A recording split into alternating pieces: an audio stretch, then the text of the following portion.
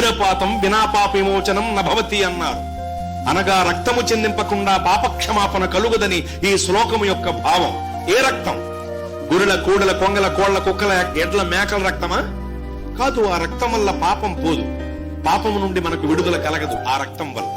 పోనీ మన రక్తమా? అబ్బే, ఒక వ్యక్తి రక్తం వేరొక వ్యక్తిని పరిశుద్ధ పరచలేదు. కారణం ఏమిటంటే గుడ్డివాడు గుడ్డివాడికి త్రోవ చూపెడితే ఇద్దరూ కలిసి గుంటలో పడతారని ప్రభువే చెప్పారు.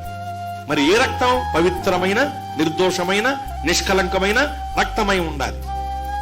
అటువంటి రక్తాన్ని మన కొరకు చిందించటానికి, మనల్ని పాపముల నుండి విడిపించటానికి జీవితకాలమంతే మరణ భయము చేత పట్టి పీడింపబడుతూ పాపపు దాస్యపు శృంఖలములలో చిక్కుకుపోయి నలిగి నశించి నరకాగ్నికి దిగజారిపోబోతున్న మానవ జాతిని విమోచించటానికి ఆత్మరూపి అయిన దేవుడు రక్తమాంసములలో పాలివాడాయను.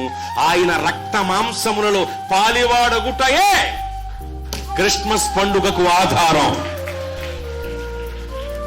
రక్తమాంసములలో పాలివాడి నరావతారిగా, శరీరధారిగా ఈ భూలోకానికి వచ్చారు ఆయన. Download ShareChat.